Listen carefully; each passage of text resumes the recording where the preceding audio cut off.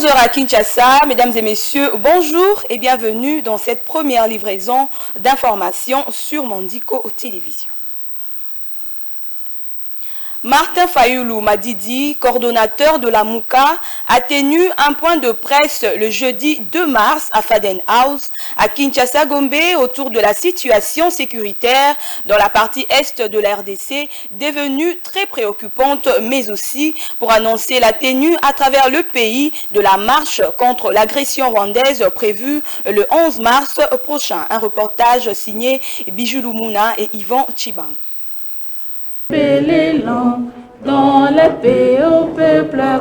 Martin Fayulu, coordonnateur de la coalition Lamouka, a tenu un point de presse le jeudi 2 mars 2023 à Kinshasa concernant la situation sécuritaire à l'est de la RDC. Dans son allocution, le coordonnateur de la MOUCA a fait état de la situation générale du pays. Il a par ailleurs souligné que le pouvoir en place a des difficultés pour assumer son autorité, notamment dans les territoires occupés par les rebelles du M23.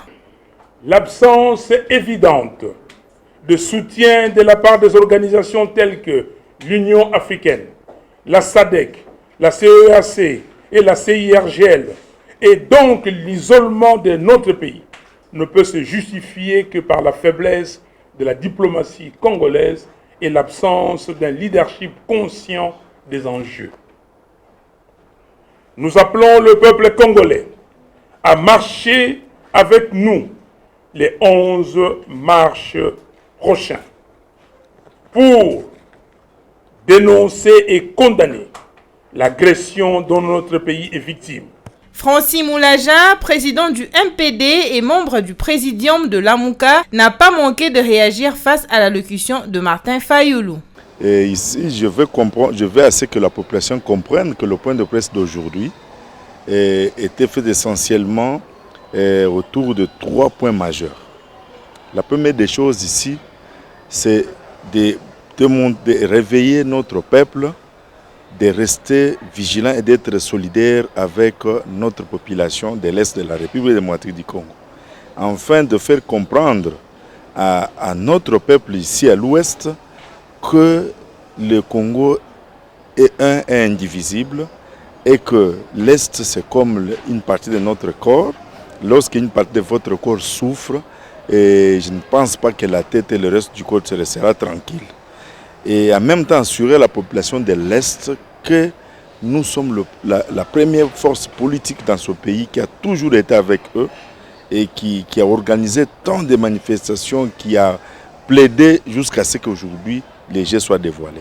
Rappelons que le coordonnateur de la MOUCA a invité les Congolais et Congolaises à descendre dans les rues de Kinshasa le 11 mars prochain pour dénoncer et condamner l'agression rwandaise par les rebelles du M23 ainsi qu'exiger les retraits immédiats des troupes de l'EAC de la RDC.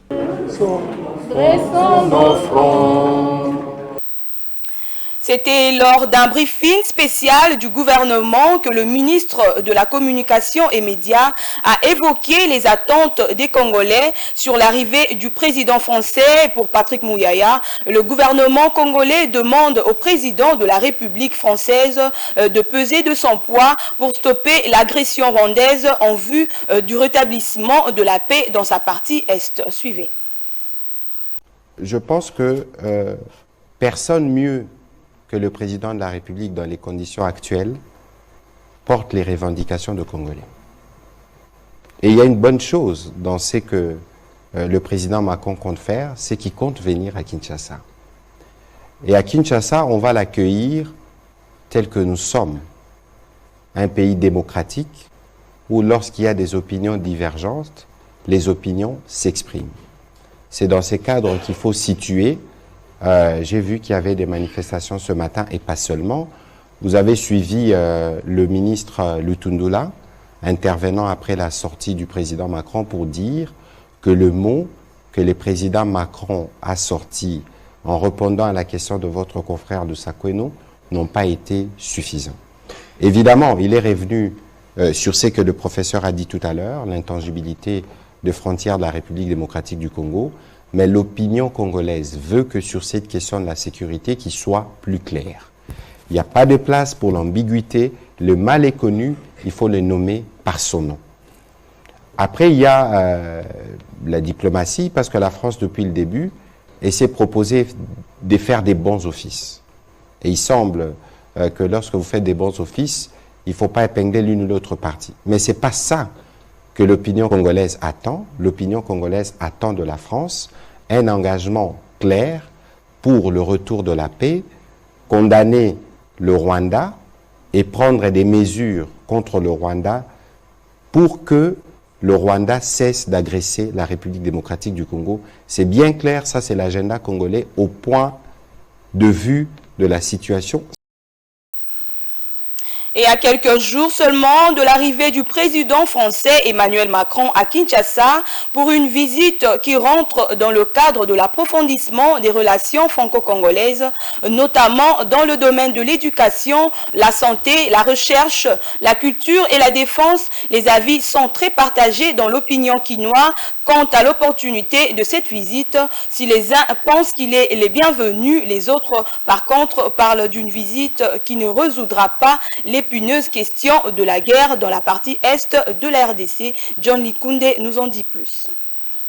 Après avoir reçu sa sainteté le pape François au mois de février dernier, Kinshasa va accueillir ce samedi 4 mars 2023 le président de la République française Emmanuel Macron. Une visite qui rentre dans les cadres de renforcement de relations diplomatiques entre Kinshasa et Paris. Cependant, les réactions fusent de partout au sein du chef des Quinois. Quant à son arrivée, les uns soutiennent qu'aussi longtemps il est autorisé par le président de la République Félix Tshisekedi, donc il peut venir et il sera accueilli, alors que les autres ne veulent même pas entendre parler de cette visite qui est considérée selon eux comme de la moquerie envers tout le peuple congolais.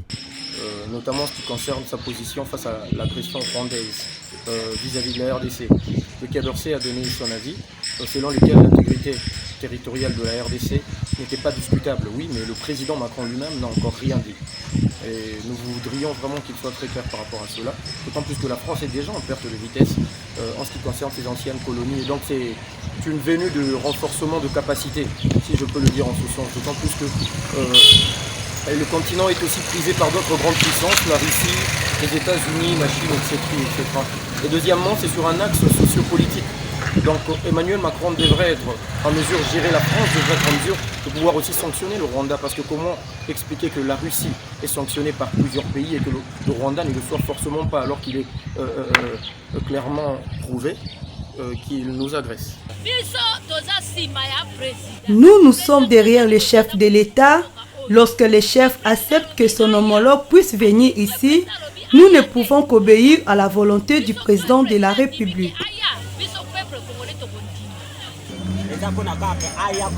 Nous demandons juste au président français de clarifier sa position. La RDC est agressée par le Rwanda. Nous voulons des personnes qui vont trouver la solution et non des hypocrites. À noter que la population quinoise est donc invitée à faire preuve de civisme car la diplomatie prime au-delà de tout. Et pour terminer, l'opération Coup de poing continue son parcours à travers les différentes communes de la ville de Kinshasa. Le jeudi 2 mars, le bulldozer de l'hôtel de ville de Kinshasa a fait irruption dans la commune de Kalamu, en plein centre d'ambiance du quartier Kapela. Plus de détails dans ce reportage de Didier Lofumboa.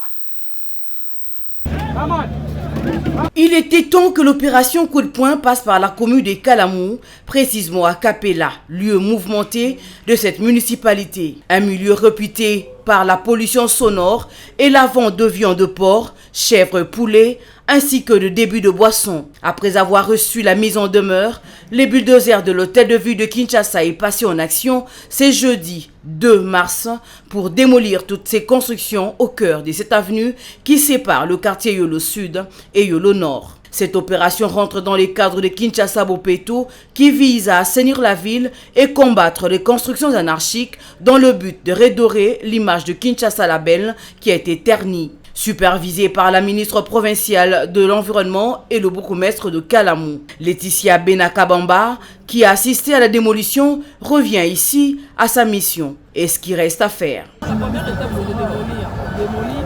Ensuite, c'est suivi par des évacuations. Vous verrez que nous l'avons fait à Yangwe, à Demba et seulement ici aussi, donc passer après, vous verrez que ce travail est en train d'être fait. Avant date, c'était aussi lancé. Nous sommes en train de progresser vers ce départ. Donc nous ne laissons rien parce que le but étant d'occuper ces espaces autrement, de les occuper soit en parking, soit dans l'espace de stationnement, aire de repos, les embellir également ou alors élargir les voies d'arrêt. Nous tenons des dispositions qui s'imposent. C'est vrai que certains bénéficient de mise en demeure, bénéficient de mise en demeure. Pourquoi? Parce que c'est parfois des constructions ou des habitations ou alors des commerces qui nécessitent, ils prennent le temps d'évacuer. Et donc voilà, il n'y a pas de poids de mesure. Vous avez vu que nous avons nous-mêmes servi d'exemple par notre fois et donc il n'y a pas de raison que nous puissions faire de poids de mesure parce qu'il n'y a pas un Chinois qui est plus Chinois que l'autre. Et donc le peuple d'abord, ça vous fait au feu que moi, vous et d'autres personnes puissent bénéficier d'une mégalopole attractive et non résidente où nous devons vivre. Parce que si nous faisons aujourd'hui des calculs politiques, nous allons nous dire nous sommes en phase électorale, on ne doit pas le faire, il faut faire attention là, il faut faire attention ici. Je ne citerai pas les endroits où vous avez vu des bâtiments, des personnes, des hauts cadres, des hauts responsables à certains niveaux ont subi malheureusement la rigueur de la loi.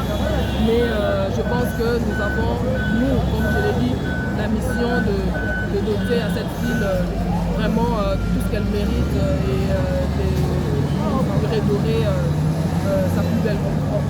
La loi est dure, mais c'est la loi. C'est une chose, la démolition, mais l'entretien de ces espaces en est une autre. Et c'est par là que se termine ce bulletin d'information. Mesdames et messieurs, merci de l'avoir suivi et au revoir.